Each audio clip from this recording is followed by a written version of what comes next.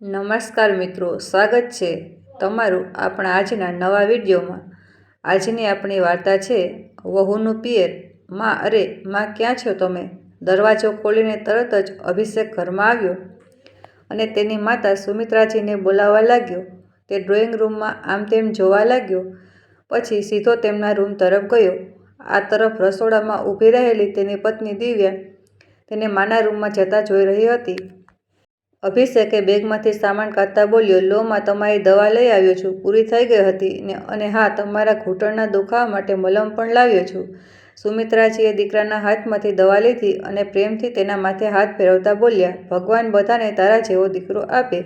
અભિષેક હસતા બોલ્યો, અરે માં, દુનિયામાં જો કોઈ સૌથી વધારે ભાગ્યશાળી હોય તો તે હું જ છું, જેને તમારા જેવી માં મળી। યાદ છે જ્યારે હું નાનો હતો અને તાવમાં તપતો હતો ત્યારે તમે આખી રાત મને ખોળામાં લઈને બેસી રહેતા હતા, ક્યારેક ઠંડા પાણીના પોતા મૂકતા તો ક્યારેક મને દવા આપતા, મારી જીદ પર તમારી બહાનો હિંચકો બનાવીને મને હિંચકાવતા પણ હતા।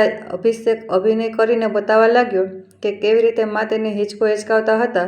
સુમિત્રાજી હસી પડ્યા। ત્યારે દિવ્યા જે દરવાજા પર ઊભી આ બધું જોઈ રહી હતી, હાથ કમર પર રાખીને ટોણા મારતી બોલી, વાહ માં, પાસે બેસવાનો તમારી પાસે સમય છે, તેમની સાથે બાળપણની યાદો તાજી થઈ રહી છે, પણ પત્ની સાથે વાત કરવાની પણ ફુરસદ નથી। અભિષેક ચોકી દરવાજા તરફ જોવા લાગ્યો। દિવ્યા ગુસ્સામાં સળગી રહી હતી, માં એમ આમ ઉછેર્યા, માએ તમે ઉછેર્યા, માએ આ ત્યાગ કર્યો, તે બલિદાન આપ્યું, જ્યારે જુઓ ત્યારે માનું નામ જપ્યા કરો છો। હે ભગવાન, કેવો પતિ મળ્યો છે મને, શ્રવણકુમારને પણ પાછળ છોડી દીધો। આને યાદ ના હોય તો હું કહું, તમારી એક પત્ની અને 4 વર્ષનો દીકરો પણ છે, જે અત્યારે તેના પપ્પાને આવવાની રાહ જોઈ રહ્યો છે।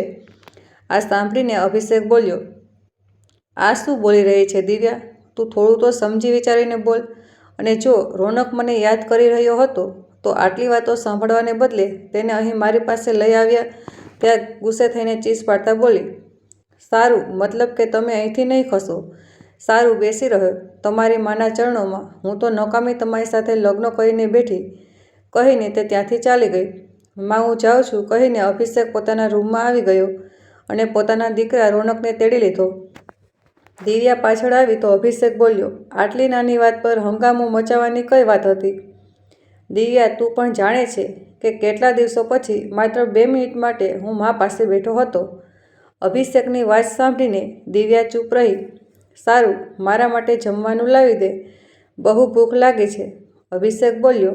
તો દિવ્યા ગુસ્સાથી બોલી, જમવાનું પણ તમારી માં પાસે જ કેમ નથી બનાવી લેતા?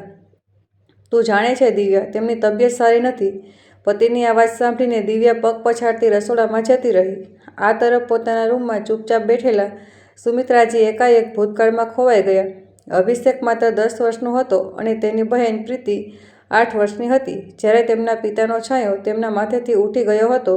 પતિના અચાનક થયેલા મૃત્યુ પછી સુમિત્રાજી એકલા પડી ગયા તો જીવન એકદમ અંધકારમય લાગવા લાગ્યું હતું। એકલી સ્ત્રી 2 બાળકોને કેવી રીતે સંભાળશે? પહાડ જેવું જીવન એકલા કાપવું સરળ ન હતું। આજે પાડોશના લોકો કહેતા તો સુમિત્રાજીનું હૃદય ધડકવા લાગતું, પરંતુ તેમણે હાર ન માની। પોતાની પાસે રાખેલા થોડા ઘરેણાં ગીરવે મૂકીને તેમણે એક નાનું ટિફિન સેન્ટર કર્યું। દિવસ રાત મહેનત કરીને લોકોના ઘરે જમવાનું પહોંચાડવા લાગ્યા। પરિસ્થિતિ ગમે તેવી હતી, પરંતુ બાળકોના ભણતરનો ખર્ચ ક્યારેય અટકાવવા દીધો નહીં। તે આખો દિવસ કામ કરતા અને રાત્રે અભિષેક અને પ્રીતિ સાથે બેસીને તેમના ભણતરમાં મદદ કરતા। સમય વીતતો ગયો, બાળકો મોટા થયા, અભિષેક ભણવામાં હોશિયાર હતો, મેં તો હતો માની તપસ્યા રંગ લાવી અને તેને એક ખૂબ જ સારી નોકરી મળી ગઈ। જ્યારે પહેલો પગાર મળ્યો ત્યારે સૌથી પહેલું કામ તેણે મા માટે એક આરામદાયક ખુરશી ખરીદવાનું કર્યું। માં, હવે તમારે કોઈ કામ કરવું નહીં પડે, હવે તમે આરામ કરશો। તે દિવસે સુમિત્રાજીની આંખો ખુશીથી છલકાઈ ગઈ હતી। તેમણે ભગવાનનો આભાર માન્યો અને દીકરાને ગળે લગાવતા કહ્યું, મારો સંઘર્ષ સફળ થઈ ગયો બેટા। પછી સુમિત્રાજીએ એક સારો સંબંધ જોઈને પોતાની દીકરી પ્રીતિના લગ્ન કરી દીધા। ત્યારબાદ અભિષેક માટે પણ સારા ઘરના સંબંધો આવવા લાગ્યા। તેમાંથી એક હતી દિવ્યા। પહેલી જ નજરમાં દિવ્યા અભિષેકને ગમી ગઈ હતી, સાથે જ તે ભણેલી ગણેલી અને સમજદાર પણ હતી। દીકરાના લગ્ન દિવ્યા સાથે નક્કી કર્યા પછી સુમિત્રાજીની ખુશીનો પાર ન રહ્યો। તેમણે વિચાર્યું હતું કે હવે ઘરમાં વહુ આવશે તો રોનક થઈ જશે। તેમણે દિવ્યાને દીકરીની જેમ અપનાવવાનું સ્વપ્ન જોયું હતું, પરંતુ દિવ્યાના પગ આ ઘરમાં પડતા જ સુમિત્રાજીને અનુભવ થવા લાગ્યો કે તેમના સ્વપ્નો નહીં, હકીકતમાં બહુ ફરક હતો. દિવ્યાને તેની પ્રાઇવસીમાં કોઈની દખલગીરી પસંદ ન હતી, ના સાસુની કે નણંદની. તેને અભિષેકને તેની મા સાથેનો આટો લગાવ પણ પસંદ ન આવતો. ધીમે ધીમે આ સ્પષ્ટ થવા લાગ્યું કે દિવ્યાને આ ઘરમાં માત્ર અભિષેક જોઈએ છે, તેની મા કે બહેન નહીં. તે શરૂઆતથી જ સુમિત્રાની અલગ રહેતી, તેમના કામોમાં કોઈ રસ લેતી નહીં. જ્યારે પણ તેની નણંદ પ્રીતિ પિયર આવી હતી ત્યારે દિવ્યા તેની સાથે વાત કરવા પર કોઈ રસ દાખવતી ન હતી. પ્રીતિએ પણ આ વાત અનુભવી હતી. શરૂઆતમાં સુમિત્રાજીને લાગ્યું કે નવા લગ્ન થયા છે, સેટ થવામાં થોડો સમય લાગે છે, પરંતુ સમય વીતવા સાથે પણ તેના વર્તનમાં કોઈ પરિવર્તન આવ્યું નહીં. હવે તો તે તેમને વાતો પણ સંભળાવા લાગ્યા હતા. તેમને ટોકવાની કે નીચા દેખાડવાની કોઈ તક છોડતી નહીં. તેના તીક્ષ્ણ શબ્દોના તીર દરરોજ સુમિત્રાજીના દિલને વીંધતા હતા, પરંતુ તે ચૂપ રહેતા, વિચારતા કે ક્યારેક તો દિવ્યા બદલશે, ક્યારેક તો તે મન તેમને સન્માન આપશે. પરંતુ એવું થયું નહીં. ભૂતકાળની યાદોમાં ખોયેલા સુમિત્રાજી ઘણા સમય સુધી આમ જ બેસી રહ્યા. આ તરફ અભિષેકને ઘણીવાર લાગતું કે તેની મા એકલી પડી રહી છે. તે દિવ્યાને સમજાવવાનો પ્રયાસ કરતો, પરંતુ દિવ્યા તો કોઈ વાત સાંભળવા તૈયાર જ ન હતી. છતાં પણ અભિષેકને આશા હતી કે સમયની સાથે બધું ઠીક થઈ જશે. આજે દિવ્યા ખૂબ જ ઉત્સાહિત હતી. તેની બહેન ઈશા, જેની સાથે તેને બાળપણથી ખૂબ જ ગાઢ લગાવ હતો, આખરે તેનો સંબંધ નક્કી થઈ ગયો હતો. દિવ્યાના માતા પિતા તેની લગ્નની કંકોત્રી આપવા ઘરે આવી રહ્યા હતા. આજે ઘરમાં એક અલગ જ રોનક હતી. રસોડામાંથી ઘી અને મસાલાની મધુર સુગંધ આખા ઘરમાં ફેલાયેલી હતી. શાહી પનીરની સુગંધ, તડકાવાળા છોલે, સુગંધિત પુલાવ અને ગરમાગરમ હલવાની સુગંધ આખા ઘરમાં વાતાવરણને ઉત્સવમય બનાવી રહી હતી. દિવ્યા મોટા ઉત્સાહ સાથે રસોડામાં બધું બનાવી રહી હતી. દરેક વસ્તુનું ખાસ ધ્યાન રાખતી હતી. બનાવ્યા પછી તે ચાખીને જોઈ રહી હતી કે મીઠું બરાબર છે કે નહીં, મીઠાશ ઓછી છે કે વધી ગઈ છે, અરે આજે કંઈ ખાસ છે કે શું, જે આટલી તૈયારીઓ ચાલી રહી છે? સુમિત્રાજીએ રૂમમાંથી બહાર આવતા પૂછ્યું. તેમણે દિવ્યાને આટલી મહેનતથી કામ કરતા કદાચ પહેલીવાર જોયા હતા. દિવ્યાના ચહેરા પર ખુશી ઝળકી રહી હતી. હા માજી, આજે મારા મમ્મી પપ્પા આવી રહ્યા છે. મારી બહેન ઈશાના લગ્નનું ખાંડ લઈને દિવ્યાએ ઉત્સાહિત થઈને કહ્યું. સુમિત્રાજી સહેજ હસ્યા. તેમને વહુનો આવેશ, ઉત્સાહ જોઈને સારું લાગ્યું, પણ સાથે જ ક્યાંક અંદર એક ટીસ પણ ઉઠી. થોડી જ વારમાં દિવ્યાના માતા પિતા ઘરે આવી પહોંચ્યા. તે ખૂબ જ ખુશીથી તેમને મળી તેમના સોફા પર બેસાડ્યા અને પોતે તેમની પાસે બેસી ગઈ. સુમિત્રાજી રૂમમાંથી બહાર આવ્યા તો દિવ્યાના મમ્મી શાંતિજી સુમિત્રાજીને ખૂબ જ સ્નેહથી મળ્યા અને ખબર અંતર પૂછવા લાગ્યા, પરંતુ સુમિત્રાજીએ પોતાના હાવભાવથી એક પણ વ્યક્ત થવા દીધું નહીં કે તેમને કોઈ તકલીફ છે કે પરેશાની છે. પછી દિવ્યા પોતાના માતા પિતાની પસંદ અને નાપસંદનું ધ્યાન રાખીને મોટા સ્નેહથી તેમને ભોજન પીરસવા લાગી. સુમિત્રાજીએ ચૂપચાપ આ દ્રશ્ય જોઈ રહ્યા હતા. દિવ્યાના ચહેરા પર ઉત્સાહ, આંખોમાં ચમક અને દરેક શબ્દોમાં મીઠાશ હતી.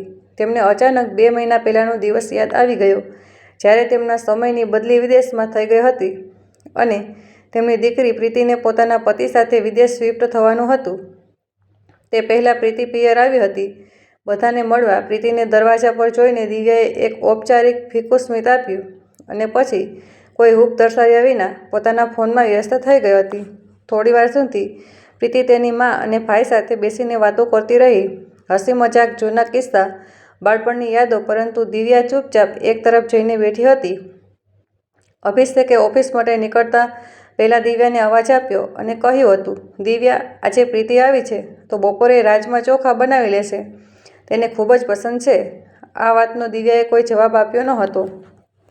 અભિષેકને તેની આ ઉદાસીનતા પર ગુસ્સો તો ખૂબ જ આવ્યો, પરંતુ તે જાણતો હતો કે વધારે કંઈ બોલશે તો ઝઘડો થવામાં વાર નહીં લાગે. પછી દિવ્યા કંઈ પણ કહ્યા વિના રસોડામાં ચાલી ગઈ હતી. થોડી પછી દિવ્યા બહાર આવી અને બોલી, માજી, આજે લંચમાં ખીચડી બનાવી છે. જ્યારે ખાવાનું મન થાય ત્યારે કહી દેજો. સુમિત્રાજી ચોંકીને બોલ્યા, અરે પણ બેટા, પ્રીતિ આવી છે. રાજમા ચોખા બનાવી લેતી, તેને ખૂબ જ પસંદ છે. દિવ્યાએ કંટાળાજનક ચહેરા સાથે જવાબ આપ્યો, માજી, મારું તો માથું દુખે છે અને તેમ પણ આખો દિવસ ઘર સંભાળું છું, બાળકને જોઉં છું અને હવે થોડો સમય આરામ કરવાનો વિચાર્યો તો આપ લોકોની ફરમાઈશ શરૂ થઈ ગઈ. સુમિત્રાજીના ચહેરાનું સ્મિત ફીકું પડી ગયું હતું. પ્રીતિનો ચહેરો પણ એકદમ ઉતરી ગયો હતો.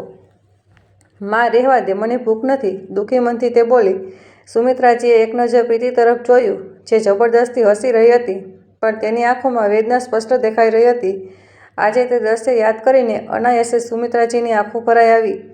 આજે એ જ દિવ્યા પોતાના માતા પિતા માટે આટલો પ્રેમ દર્શાવી રહી હતી.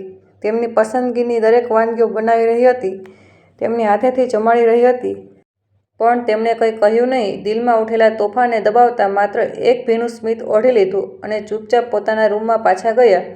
ઘરમાં રોનક હતી. દરરોજ ખરીદીના પ્લાન બની રહ્યા હતા. દિવ્યા અવારનવાર પોતાની સહેલીઓ સાથે મોલમાં જતી, ક્યારેક પોતાના માટે મોંઘી સાડી તો ક્યારેક ડિઝાઇનર લહેંગો ખરીદતી. તેણે અભિષેક અને રોનક માટે પણ નવા કપડાં લીધા. દરેક નાની મોટી વસ્તુનું ધ્યાન રાખ્યું, પણ સુમિત્રાજી માટે કંઈ ખરીદ્યું નહીં. દરરોજ હાથમાં મોટા મોટા બેગ, ચહેરા પર ચમક અને આંખોમાં ખુશી લઈને તે બજારથી પાછી ફરતી. પછી પોતાની મા સાથે ફોન પર વાત કરતી. લગ્નની તૈયારીઓની વાતો, ઘરેણાં અને કપડાંની ચર્ચા, સગાવાલાની યાદી, બધું જ ચર્ચાથી હવે લગ્નનું કાર્ડ આવી ગયું હતું. આખા પરિવારને આમંત્રણ આપવામાં આવ્યું હતું. દિવ્યાએ કાર્ડ લહેરાવતા ઉત્સાહથી કહ્યું, અભિષેક પ્લીઝ લગ્ન માટે રજા લઈ લો. લગ્નને માત્ર 15 દિવસ બાકી છે. આપણે આખું અઠવાડિયું ત્યાં રહેવાનું છે. આ સાંભળીને અભિષેક ચૂપ થઈ ગયો. આજે અભિષેક ઓફિસથી વહેલો પાછો આવી ગયો હતો. ઘરની અંદર આવતા જ તેને લાગ્યું કે ત્યાં બિલકુલ શાંતિ છવાયેલી છે. તે આમ તેમ જોવા લાગ્યો. કદાચ દિવ્યા ઘરે નથી. વિચારતા તે માના રૂમમાં ગયો. માં, શું થયું? તબિયત તો ઠીક છે ને? તમે આ સમયે સૂઈ રહ્યા છો? અભિષેકે ચિંતા કરીને તેમના કપાળ પર હાથ મૂક્યો. હળવો પરસેવો હતો. કંઈ નહીં બેટા, સવારથી જ થોડી નબળાઈ લાગી રહી છે. લાગે છે સુગર વધી ગયું છે. સુમિત્રાજીએ ધીમા અવાજે કહ્યું. અભિષેક ગભરાઈ ગયો. તમે કોઈને કહ્યું કેમ નહીં? દિવ્યા ક્યાં છે? બેટા, તેની સહેલીઓ આવી હતી. તે ખરીદી કરવા જઈ રહી હતી, એટલે મેં કંઈ કહ્યું નહીં. શા માટે નકામી તેની ખુશીમાં વિઘ્ન બનવું? સારું, ઠીક છે માં, હું હમણાં તમારા માટે પાણી લઈને આવું છું. તમે દવા લઈ લેજો, કહીને અભિષેક રસોડામાં ગયો. થોડી જ વારમાં તે પાછો આવ્યો અને દવા કાઢતા બોલ્યો, આ ખાઈ લો માં. અને હા, તમારા ઘૂંટણનો દુખાવો કેવો છે? સવારે વધારે દુખાવો હતો? અભિષેકે ચિંતાભર્યા સ્વરમાં પૂછ્યું. બેટા, દુખાવાની દવા ખાતી હતી એટલે આરામ મળી ગયો હતો, સુમિત્રાજીએ જવાબ આપ્યો. અભિષેક ગંભીર સ્વરમાં કહ્યું, તમારે ડૉક્ટરને બતાવવું જોઈતું. હું કાલે જ એપોઇન્ટમેન્ટ લઉં છું. સવારના 9 વાગ્યા હતા. અભિષેક માને ડૉક્ટર પાસે લઈ ગયો. ડૉક્ટરે સુગરની તપાસ કરી, કેટલાક જરૂરી ટેસ્ટ લખ્યા અને દવાઓ આપી. 1 કલાક પછી જ્યારે તેઓ ઘરે પાછા આવ્યા તો સુમિત્રાજીને થોડું સારું લાગી રહ્યું હતું. અભિષેકે દિવ્યાને અવાજ આપ્યો. દિવ્યા, મા માટે જમવાનું લઈ આવો. પછી તેમને દવા પણ આપવાની છે. મેં દવાઓ કાઢીને રાખી છે. રૂમમાંથી કોઈ જવાબ આવ્યો નહીં. અભિષેક સીધો બેડરૂમ તરફ ગયો. દિવ્યા અરીસાની સામે ઊભી રહીને પોતાના નવા સૂટ પર દુપટ્ટો મેચ કરી રહી હતી. દિવ્યા, મેં તને કહ્યું હતું ને કે મા માટે જમવાનું લઈ આવ. અભિષેકે થોડા મોટા સ્વરમાં કહ્યું. દિવ્યાએ બેદરકારીથી જવાબ આપ્યો. હા, આવું છું. પહેલાં એ જણાવો, તમે ઓફિસમાંથી રજાઓ લીધી કે નહીં? આપણે આવતા અઠવાડિયે નીકળવાનું છે. અભિષેક એક ક્ષણ માટે તેની સામે જોયું, પછી ઊંડો શ્વાસ લેતા બોલ્યો. દિવ્યા, મને લાગે છે કે આપણે 1-2 દિવસ પહેલાં જ ત્યાં જઈએ. ખોટી રીતે માને તકલીફ થશે. આ સાંભળીને દિવ્યાએ તેને એવી રીતે જોયું જાણે અભિષેકે કોઈ મોટો ગુનો કર્યો હોય. ત્યારે જ વાત સાંભળતા અભિષેક બોલ્યો. સારું, તું એક કામ કર, તું જ રોનકને લઈને પહેલાં ચાલી જા. હું લગ્નના દિવસે જ પહોંચીશ. માની તબિયત સારી નથી. તેમનું ધ્યાન રાખવા માટે કોઈ તો અહીં હોવું જોઈએ. દિવ્યા ભડકી ઉઠી. શું તું મારી બહેનના લગ્નમાં નહીં ચાલે? માત્ર એટલા માટે કે માની તબિયત થોડી ખરાબ છે. અભિષેક, બધા લોકો શું વિચારશે? અભિષેકે સંયમ રાખતા કહ્યું. હું ના નથી પાડી રહ્યો. દિવ્યા, હું લગ્નના દિવસે પહોંચી જઈશ. જો માની તબિયત સારી હશે તો તેમને પણ લેતો આવીશ. પરંતુ હાલમાં તેમનું ધ્યાન રાખવા પણ જરૂરી છે. ડૉક્ટરે કહ્યું છે કે તેમને આરામ જોઈએ જ. અભિષેકે પોતાની ગાડીની ચાવી ઉપાડીને ઓફિસ માટે નીકળી ગયો. દિવ્યા હજી પણ ગુસ્સાથી તેને જતા જોઈ રહી હતી. તેના ચહેરા પર નારાજગી સ્પષ્ટ દેખાઈ રહી હતી. ત્યારે જ અંદરથી સુમિત્રાજીનો અવાજ આવ્યો. દિવ્યા વહુ, 1 ગ્લાસ પાણી તો આપો. માએ દવા લેવી છે. દિવ્યાએ આંખો ફેરીને જોયું. પહેલેથી જ તેનો મૂડ ખરાબ હતો અને હવે આ નવી ફરમાઈશ. તેણે ઝાટકા સાથે પાણીનો ગ્લાસ ભર્યો અને રૂમમાં ધડાધડ કરતી ગઈ. ગ્લાસને સાઇડ ટેબલ પર એટલો જોરથી પછાડ્યો કે પાણી છલકાઈ ગયું. સામે જ રસોડું છે. ઉઠીને 1 ગ્લાસ પાણી પણ નથી લઈ શકતા તમે? સુમિત્રાજીએ તેની તરફ જોયું અને બોલ્યા. આજે ઘૂંટણમાં ખૂબ જ વધારે દુખાવો હતો, નહીં તો હું જાતે જ ઉઠી જાત. દિવ્યા ત્યાં જ ઊભી હતી. તેની ભ્રમરો ખેંચાયેલી હતી. પછી પોતાની વાતોના બાણ છોડતા બોલી, તો મને એક વાત કહો, તમે આ બધું નાટક એટલા માટે કરી રહ્યા છો ને, જેથી હું અભિષેક સાથે પિયર ના જઈ શકું? બધું સમજું છું હું, બાકી થોડા દિવસ પહેલાં તો એકદમ ઠીક હતા. સુમિત્રાજીનું હૃદય જાણે થંભી ગયું. આ શું બોલી રહી છે વહુ? હા, એ જ બોલી રહી છું જે સાચું છે. તમે ઈચ્છો છો કે હું અહીં જ પડી રહું અને બસ દિવસ રાત તમારી સેવા કરતી રહું? નહીં વહુ, એ વાત નહીં. મારી તબિયત ખરેખર ઠીક નથી. હું અભિષેક સાથે લગ્નમાં આરામથી જાઉં. હું આજે અભિષેક સાથે વાત કરી લઈશ અને તેને કહીશ કે મને હવે સારું લાગી રહ્યું છે. હવે ઘરડાપણમાં તો આ બધું લાગ્યા જ કરે. વાહ, શું જોરદાર નાટક કરો છો તમે! મારો ઓધો પ્લાન બગાડીને હવે એવું બતાવો છો જાણે તમારી કોઈ ભૂલ જ ન હતી. વહુની વાત સાંભળીને સુમિત્રાજી આશ્ચર્યભરી નજરોથી તેની તરફ જોવા લાગ્યા, પરંતુ દિવ્યાને તેનાથી કોઈ ફરક ન પડ્યો. તે પગ પછાડતી બહાર નીકળી ગઈ. સુમિત્રાજીએ દવા કાઢીને પાણીનો ગ્લાસ લીધો અને ધીમે ધીમે ઘૂંટ ભરવા લાગ્યા. સાંજે ઓફિસેથી આવ્યા જ્યાં અભિષેક મા પાસે આવ્યો. માં, હવે તબિયત કેવી છે? હંમેશની જેમ તેણે પૂછ્યું. સુમિત્રાજી હળવેથી હસ્યા. હવે ઠીક છે. શું બેટા? બસ થોડી નબળાઈ રહી ગઈ છે અને બાકી આ બધું તો આ ઉંમરમાં ચાલ્યા જ કરે. સારું બેટા, એક વાત કહેવી હતી તને. હા માં, કહો બેટા. મને લાગે છે કે તારે વહુ સાથે તેના પિયર જવું જોઈએ. અભિષેક ઊંડો શ્વાસ લીધો. ના માં, તમારી તબિયત ઠીક નથી અને હું તમને આ હાલતમાં એકલા છોડીને નથી જઈ શકતો. તો અરે બેટા, સમજવાની કોશિશ કર. આ બીમારીઓ તો આવતી જ રહે છે. તેનો અર્થ એ નથી કે તું મારા લીધે તારો પ્લાન કેન્સલ કરી દે. તારે દિવ્યા સાથે જવું જોઈએ, તેની ખુશીમાં સામેલ થવું જોઈએ. આ વાત સાંભળીને દિવ્યા પણ ત્યાં આવી ગઈ. હું પણ એ જ તેમને સમજાવવાની કોશિશ કરી રહી છું. આવી તકો વારંવાર થોડી આવે છે, પણ આ માનતા ક્યાં છે? મારી બહેનના લગ્નમાં જો આપણે જ વહેલા નહીં જઈએ તો મારા પિયરવાળાને કેટલું ખરાબ લાગશે. આના પર અભિષેક બોલ્યો, તો ઠીક છે દિવ્યા, હું તારી સાથે તારા પિયર આવવા તૈયાર છું. આપણે ત્યાં આખું અઠવાડિયું રહીશું. આ સાંભળતા દિવ્યાનો ચહેરો ખીલી ઉઠ્યો. સાચે? હું હમણાં જ પેકિંગ કરી લઉં છું. કહેતા જેવી રીતે બહાર જવા લાગી કે તરત જ અભિષેક બોલ્યો, પણ દિવ્યા, મારી વાત પૂરી તો સાંભળી લે. હવે શું થયું? દિવ્યા પાછી ફરી તો અભિષેકે કહ્યું, હું માને પણ સાથે લઈ જઈશ. અચાનક સન્નાટો છવાઈ ગયો. હમણાં જ ખુશીથી ચમકી રહેલો દિવ્યાનો ચહેરો અચાનક કરમાઈ ગયો. તેણે હેરાનીભરી નજરોથી અભિષેક તરફ જોયું. શું માં પણ શબ્દો જાણે ગળામાં ચટકી ગયા. પછી ખૂબ મુશ્કેલીથી બોલી, પણ તેઓ ક્યાં? મારો મતલબ તેમની તબિયત સારી નથી રહેતી ને? હા, એટલે જ હું તેમને આ હાલતમાં એકલા છોડીને જવા નથી માગતો, અભિષેકે સ્પષ્ટ શબ્દોમાં કહ્યું. હવે સુધી ચૂપ બેઠેલો સુમિત્રાજી આ સાંભળીને બોલ્યા, અરે ના બેટા, આ ઠીક નહીં લાગે. વહુના પિયરમાં હું કેવી રીતે રહી શકું? બધા લોકો શું વિચારશે? ના ના, હું લગ્નમાં દિવસે આવી જઈશ. પણ અભિષેક માન્યો નહીં. તેણે નક્કી કરી લીધું હતું કે કાં તો તે તેની માને લઈને જશે અથવા લગ્નના દિવસે જ ત્યાં પહોંચશે. દિવ્યાએ ઉદાસ મનથી તેનું પેકિંગ શરૂ કરી દીધું. જ્યારે તેણે તેની સુંદર સાડીઓ અને દાગીના સંભાળ્યા તો મનમાં જ બળતી હતી, પણ અભિષેકની સામે હવે કોઈ દલીલ કરવાનો મતલબ ન હતો. એટલે ચૂપચાપ બધો સામાન બાંધી લીધો. આગલા 2 દિવસ અભિષેક પણ તેની ઓફિસનું કામ પતાવવામાં લાગી રહ્યો. પછી સમય આવતા તેઓ બધા સાથે નીકળ્યા. સવારનો સમય હતો. દિવ્યાએ વિચાર્યું હતું કે ગાડીમાં બેસતા જ આરામથી સફર પૂરો થઈ જશે, પણ તેની આશા ઉપર તરત જ પાણી ફરી ગયું. ગાડીમાં સુમિત્રાજી આગળની સીટ પર બેઠા હતા. અભિષેક ગાડી ચલાવી રહ્યો હતો અને પાછળની સીટ પર દિવ્યા અને રોનક હતા. શરૂઆતમાં બધું ઠીક હતું, પણ અડધા કલાક પછી સુમિત્રાજીએ ધીમેથી કહ્યું, અભિષેક બેટા, ગાડી કોઈ ઢાબા કે રેસ્ટોરન્ટમાં રોકી લે. મારે વોશરૂમ જવું છે. અભિષેક કોઈ સવાલ કર્યા વિના ગાડી એક ઢાબા પાસે રોકી. દિવ્યાએ નાકનું ટેરમું ચડાવીને ઘડિયાળ જોઈ. હમણાં જ તો નીકળ્યા હતા, તેણે મનમાં વિચાર્યું, પણ કંઈ બોલી નહીં. સુમિત્રાજી પાછા આવ્યા અને ગાડી ફરીથી ચાલવા લાગી, પણ અડધા કલાક પછી તેમણે ફરીથી ગાડી રોકાવી. આવું ચાલ્યા કર્યું, પણ હવે દિવ્યાનો ગુસ્સો વધવા લાગ્યો. રોનક તો આખી સફરમાં સૂતો રહ્યો, પણ દિવ્યા માટે આ સફર કોઈ પરીક્ષાથી ઓછી ન હતી. સુમિત્રાજીએ તેને પરેશાન જોઈને કહ્યું, શું કરું વહુ? ડાયાબિટીસને લીધે વારંવાર જવું પડે છે. દિવ્યાએ ઊંડો શ્વાસ લીધો અને પોતાનું માથું સીટ પર ટેકવીને આંખો બંધ કરી લીધી.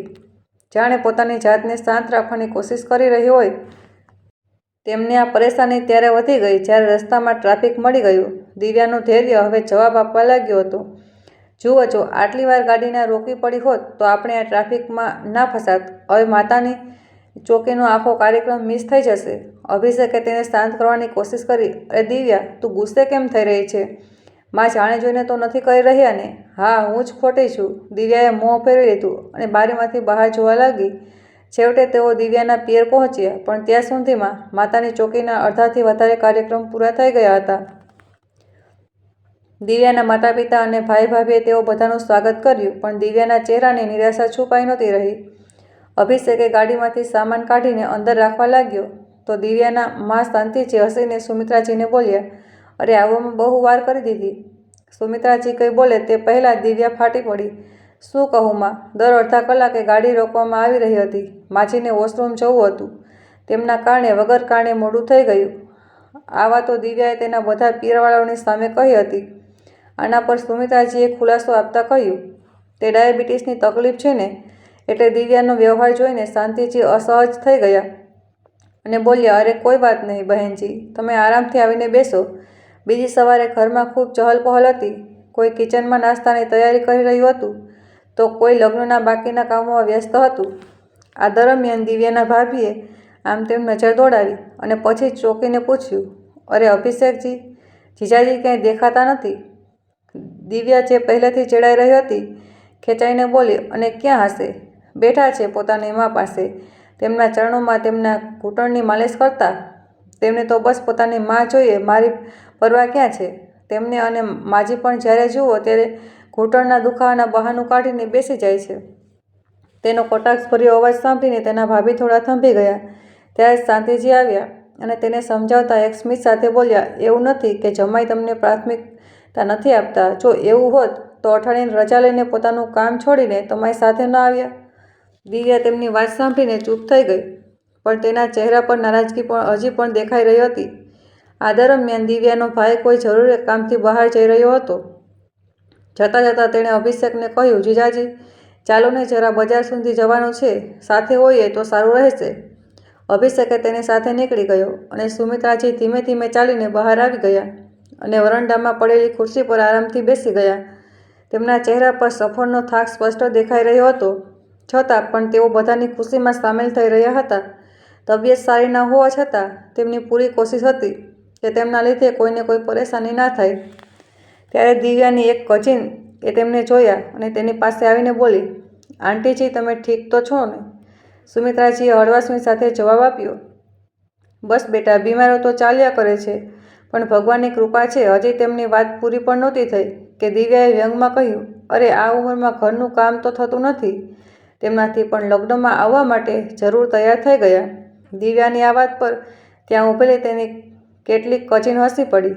દિવ્યાએ મજાકને વધુ વધારતા કહ્યું, સાચે જ માજીને તો સફર કરવાનું ભારે પડી ગયું. રસ્તાભર અમે વોશરૂમ જ શોધતા રહી ગયા. દર અડધા કલાકે ગાડી શોધવાનો હુકમ આવી જતો હતો. સફર કરી શકતા નહોતા તો ઘરે જ રહેવું જોઈએ ને? આ સાંભળીને દિવ્યાની આસપાસ ઊભેલા લોકો ફરીથી હસી પડ્યા, પરંતુ સુમિત્રાજીના ચહેરાનું સ્મિત એક ક્ષણમાં ઉડી ગયું. તેમણે બળજબરીથી પોતાની લાગણીઓને છુપાવવાની કોશિશ કરી, પણ તેમનો ચહેરો દર્દ વ્યક્ત કરી રહ્યો હતો. ભીડમાં બધાના ચહેરા ખીલી રહ્યા હતા, પરંતુ સુમિત્રાજી અંદર શરમથી ડૂબી રહ્યા હતા. દિવસો એમ જ વીતવા જઈ રહ્યા હતા, પરંતુ દિવ્યાના વર્તનમાં કોઈ બદલાવ આવ્યો નહીં. તેને હજી પણ એવું જ લાગતું હતું કે સાસુમાના કારણે તેની ખુશીઓમાં અવરોધ આવી ગયો છે. જો તેની સાસુ અહીં ના હોત તો કદાચ તે વધારે મસ્તી કરી શકતી હોત. એટલા માટે દરરોજ કોઈને કોઈ બહાને તે પોતાની સાસુને કટાક્ષ કરવાનું અને વાગે એવી વાતો કહેવાનું ચૂકતી નહોતી. ક્યારેક બધા લોકોની સામે સાસુની સૂતરની સાડીની મજાક બનાવી દેતી, તો ક્યારેક તેમની બીમારીને લઈને કટાક્ષ કરતી. જ્યારે દિવ્યા તેની બહેન ઈશા સાથે બજાર જતી તો તેની મા શાંતિજી થોડા સમય કાઢીને તેમની સમધન સુમિત્રાજી પાસે બેસી જતા. આજે પણ આવું થયું. બહેનજી, તમને મને તો લાગે છે ને? શાંતિજીએ પૂછ્યું. સુમિત્રાજી હળવા સ્મિત સાથે બોલ્યા, હા બહેનજી, બધું સારું છે, પરંતુ તેમની આંખો તેમની મનોદશાને વ્યક્ત કરી રહી હતી. તેમના મનમાં કેટલું દર્દ હતું તે તેમની ચૂકીદી જ કહી રહી હતી. છેવટે લગ્નનો દિવસ પણ આવી ગયો. આખા ઘરમાં ચહલપહલ હતી. જાન આવી, રસ્મો થઈ અને પછી દુલ્હનની વિદાયનો સમય આવી ગયો. બધાની આંખો ભીની હતી. શાંતિજી અને તેમના પતિએ તેમને દીકરીને ગળે લગાવી અને વિદાય આપી. હવે લગ્નનો થાક બધા પર હાવી થવા લાગ્યો હતો.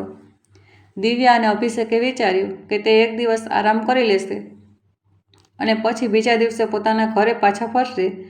રાત થઈ ગઈ હતી. બધા પોતપોતાના રૂમમાં સૂવા માટે ચાલ્યા ગયા. બીજા દિવસે જ્યારે બધા લોકો ઉઠ્યા તો આખા ઘરમાં અચાનક એક જોરદાર ચીસ ગુંજી ઉઠી. અવાજ સાંભળતા જ આખું ઘર દંગ રહી ગયું. બધા લોકો ચોંકીને અવાજની દિશામાં દોડ્યા. આ ચીસ શાંતિજીની હતી. બધા ગભરાતા તેમની તરફ દોડ્યા. દરવાજો ખોલતા જ જે દ્રશ્ય સામે હતું તેણે બધાને સ્તબ્ધ કરી દીધા. શાંતિજી જમીન પર પડેલા હતા અને દર્દથી કણસી રહ્યા હતા. તેમની ચીજ સાંભળીને આખું ઘર દોડી પડ્યું. દિવ્યાના ભાઈ અને ભાભીએ તરત જ તેમને ઉપાડવાની કોશિશ કરી, પરંતુ તેમની તકલીફ એટલી વધારે હતી કે સહેજ હલનચલન થતાં પણ તેઓ તરફડી ઉઠતા. માં, શું થયું? ક્યાંક વાગ્યું છે કે શું? દિવ્યા ગભરાઈ ગઈ. શાંતિજીએ દર્દથી આંખો બંધ કરી લીધી. તેમના ચહેરા પર પીડા સ્પષ્ટ દેખાઈ રહી હતી. જલ્દીથી ગાડી કાઢવામાં આવી અને બધાએ મળીને તેમને કોઈ રીતે સહારો આપીને કારમાં બેસાડ્યા. દિવ્યાના ભાઈ ભાભી તેમને હોસ્પિટલ લઈ ગયા. દિવ્યા પણ માની હાલત જોઈને પરેશાન હતી. જ્યારે તેઓ ઘરે પાછા ફર્યા ત્યારે દિવ્યાએ પૂછ્યું, ડૉક્ટરે શું કહ્યું? બધું ઠીક તો છે ને? તો તેનો ભાઈ બોલ્યો, પડવાના કારણે સ્નાયુમાં તીવ્ર ખેંચાણ આવી ગયું છે, જેનાથી ખૂબ દુખાવો થઈ રહ્યો છે. ડૉક્ટરે કહ્યું છે કે તેમને આરામની જરૂર છે. આ સાંભળીને દિવ્યાએ રાહતનો શ્વાસ લીધો. ઓછામાં ઓછી કોઈ મોટી ઈજા તો નથી થઈ.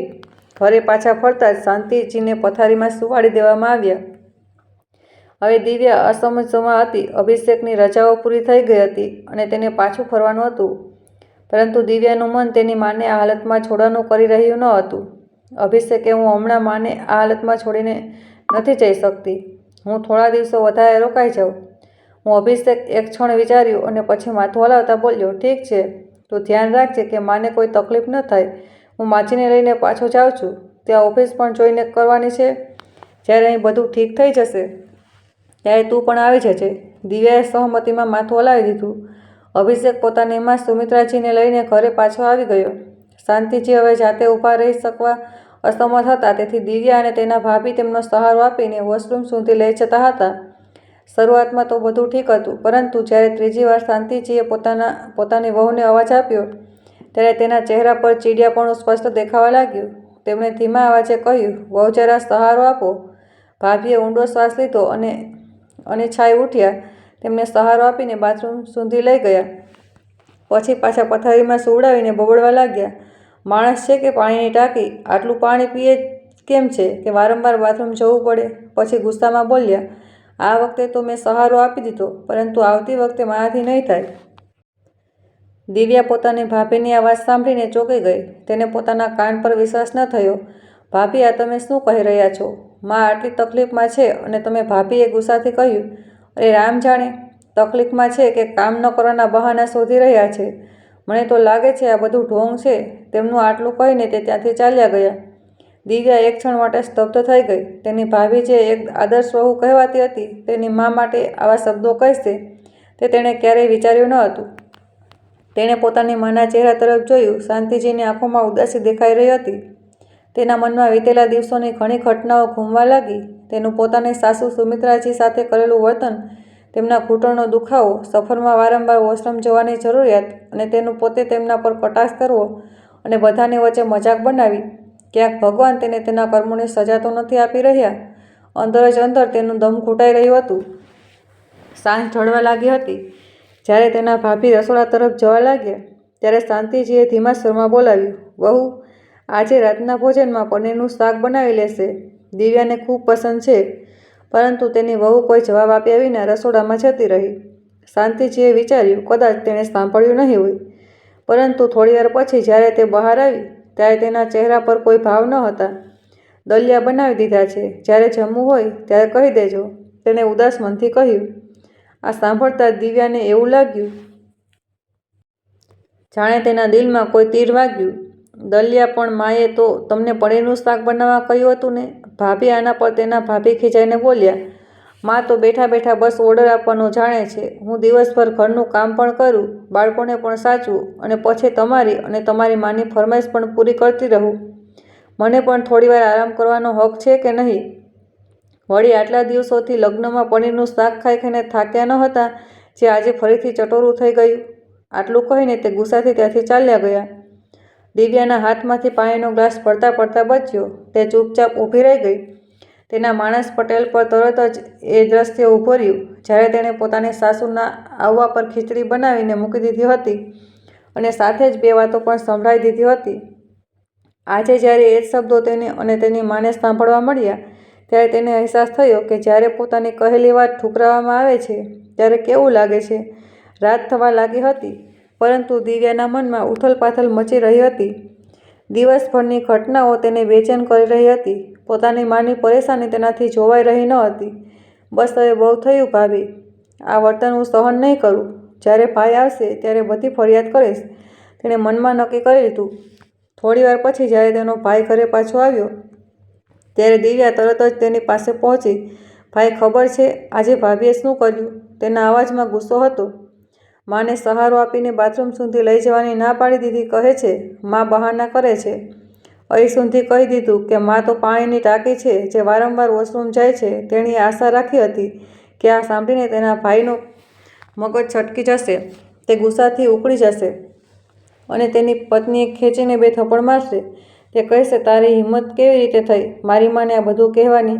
દિવ્યા તેના ભાઈની રિએક્શનની રાહ જોઈ રહી હતી પરંતુ તેના ભાઈના ચહેરા પર કોઈ ખાસ ભાવ ન હતા. ઉલટાનું તેણે ઠંડા અવાજમાં કહ્યું, તો શું ખોટું કહ્યું તારી ભાભીએ? દિવ્યા હદ થઈ ગઈ. ભાઈ, તમે તો માનું આટલું ધ્યાન રાખતા હતા. હવે અચાનક તેનો ભાઈ ઊંડો શ્વાસ લેતા બોલ્યો, દિવ્યા, મા તો પથારીમાં પડ્યા છે. તારા ભાભી આખા ઘરનું કામ કરી રહ્યા છે, બાળકોને સાચવી રહ્યા છે અને પછી માની દેખભાળ પણ કરી રહ્યા છે. શું આ બધું સરળ છે? પણ ભાઈ, તમે મા વિશે આ બધું બોલી રહ્યા છો, જેમણે તમને જન્મ આપ્યો છે, ઉછેર કર્યો. તેમનું ધ્યાન રાખવું તમારી ફરજ છે. તેમની તકલીફ તમે નહીં સમજો તો કોણ સમજે છે? દિવ્યાનો અવાજ તેજ થઈ ગયો હતો. હજી દિવ્યા બધું બોલી જ રહી હતી કે ત્યારે જ તેના ગાલ પર એક જોરદાર થપ્પડ પડી. તે અવાજ ઊભી રહી ગઈ પરંતુ ત્યારે તેની હેરાનીનો પાર ન રહ્યો જ્યારે તેણે જોયું કે થપ્પડ મારનાર કોણ છે. સામે તેની મા શાંતિજી ઊભા હતા. મા, તમે મને થપ્પડ મારી પણ કેમ? અને તમે તો બિલકુલ ઠીકઠાક ઊભા છો. તો આ બધું શું? દિવ્યાએ સવાલોની ઝડી લગાવી દીધી. કોઈના જવાબ આપવાની રાહ પણ તેનાથી જોવાઈ રહી ન હતી.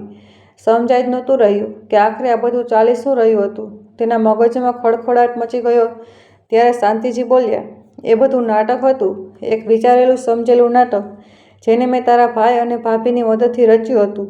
તને પાઠ ભણાવવા માટે, તને તારો જ અસલી ચહેરો બતાવવા માટે.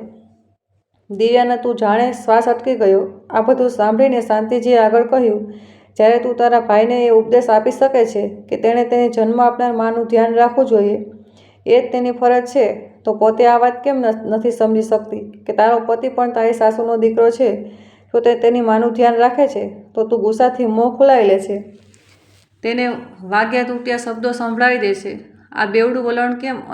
અને તો તે બધાની સામે તારી સાસુના પહેરવેશ અહીં સુધી કે તેમની બીમારીના પણ મજાક બનાવીને રાખી. મારા સમજવા છતાં પણ ખબર નહીં કેટલી વાર તે તારી સાસુ પર ચીસો પાડી, બૂમો પાડી, તેમને એટલા અપમાનિત કર્યા કે બિચારી શરમથી જમીનમાં ગરકાવ થઈ રહ્યા હતા.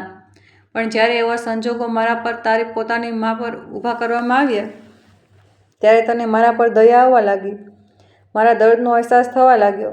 જ્યારે તું તારી સાસુની બધાની સાથે મજાક બનાવી રહી હતી ને, ત્યારે મારું મન તો એ જ સમયે થતું હતું કે તારી અકલ ઠેકાણે લાવી દઉં. પણ બધાની સામે હું તારો તમાશો બનાવવા નહોતી માગતી. પણ મનમાં મેં પણ નક્કી કરી લીધું હતું કે તને માનવતાનો પાઠ તો ભણાવીને જ રહીશ. હું જાણતી હતી કે તું માત્ર વાતોથી નહીં માને, એટલે આ નાટક કર્યું. અમે લોકોએ શરમ આવવી જોઈએ. તને તે તો તારા સાસરામાં અમારી નાક કપાવીને રાખી દીધી. આવા સંસ્કાર તો નહોતા આપ્યા અમે તને. એક બાજુ તું છે જેણે ક્યારે પોતાના સાસરીવાળાઓને અપનાવ્યા જ નહીં, તો બીજી બાજુ તારી સાસુ છે જેમણે તારા આટલા ખરાબ વર્તન છતાં ક્યારેય અમારી સામે ફરિયાદ પણ નથી કરી. એક વાત હંમેશા યાદ રાખજો બેટા, તારું સન્માન તારા સાસરિયાવાળાઓ સાથે જોડાયેલું છે. તેમનું અપમાન એટલે તારું પોતાનું અપમાન. દિવ્યા માથું ઝુકાવીને ઊભી હતી. શાંતિજીનો દરેક શબ્દ તેની આત્માને ચીરી રહ્યો હતો. એક એક વાતો હથોડાની જેમ તેના દિલ પર વાગી રહી હતી, તે કાપી રહી હતી. અચાનક તેની આંખો ભરાઈ આવી. દિવ્યાના ગળામાંથી અવાજ પણ નીકળ્યો નહીં. તેની આંખોમાં આંસુ છલકાઈ રહ્યા હતા પરંતુ આ આંસુ માત્ર દુઃખના ન હતા, તે તેના અપરાધ બોધના હતા. મા, હું ખૂબ ખરાબ છું, તેણે કાપતા અવાજે કહ્યું.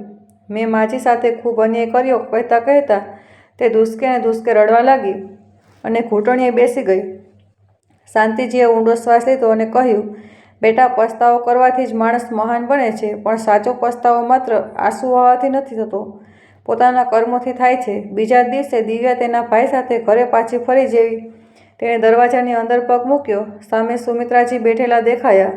તેમના ચહેરા પર હજી પણ એ જ શાંતિ સ્મિત હતું, પરંતુ તેમની આંખોમાં અકથ્ય દર્દ હતું. વહુ, હવે સમધનજી કેમ છે? ઠીક તો છે ને? તેમણે પૂછ્યું. પણ દિવ્યાને સમજાઈ નહોતું રહ્યું કે હવે શું બોલે. એક ક્ષણ પણ ગુમાવ્યા વિના તે દોડીને તેમના પગે પડી ગઈ. માજી, મને માફ કરી દો. મારાથી ખૂબ મોટો અપરાધ થયો છે. સુમિત્રાજી ગભરાઈ ગયા. તેમણે દિવ્યાને ઉઠાવવાની કોશિશ કરી, પણ તે એમ જ તેમના પગમાં પડેલી રહી. નહીં માજી, આજે મને ના રોકશો. કદાચ હું આ દુનિયાની સૌથી સ્વાર્થી વહુ છું. જે ઘરે મને સન્માન આપ્યું, મેં એ જ ઘરના મૂળમાં ઝેર જોડી દીધું. તમારો પ્રેમ હું આજ સુધી સમજી ના શકી. અભિષેક પણ સ્તબ્ધ ઊભો આ બધું જોઈ રહ્યો હતો. તેના માટે આ ક્ષણ અવિસ્મરણીય હતી. સુમિત્રાજીએ વિનતી આંખોથી દિવ્યાના માથા પર હાથ ફેરવ્યો અને કાપતા અવાજે બોલ્યા, બેટા, નાદાનીમાં બાળકો ભૂલ કરી બેસે છે, પણ મા તો પોતાના બાળકોથી ક્યાં સુધી નારાજ રહી શકે છે? હું તો ક્યારની આ વાતની રાહ જોઈ રહી હતી કે ક્યારે તું દિલથી મને પોતાની મા માનીશ. એટલું જ કહેતા તેમની આંખોમાંથી પણ આંસુ વહી નીકળ્યા.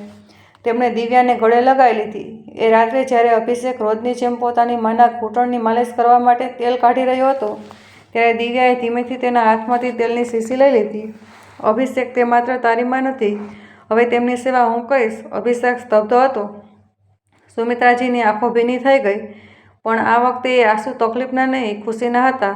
હવે દિવ્યા તેમની વહુ નહીં, પણ દીકરી હતી, જે મોડી જે સહી પણ સંબંધોનું મહત્ત્વ સમજી ગઈ હતી. મિત્રો, તમને શું લાગે છે? દિવ્યાના મા શાંતિજીએ કર્યું તે શું યોગ્ય હતું? તમારી રાય કોમેન્ટ બોક્સમાં જરૂર લખો. વાર્તા પસંદ આવી હોય તો લાઈક જરૂર કરો. જો આ વાર્તાએ તમારા દિલને સ્પર્શ તો તેનાથી તમને સંબંધોનો સાચો અર્થ સમજાયો તો તેને શેર જરૂર કરો. કદાચ તમારા એક શેરથી કોઈ બીજાની વિચાર પણ બદલાઈ જાય અને કોઈ બીજી દિવ્યા પોતાની ભૂલ સુધારી શકે. વાર્તાને અંત સુધી સાંભળવા માટે તમારો ખૂબ ખૂબ આભાર. હર હર મહાદેવ.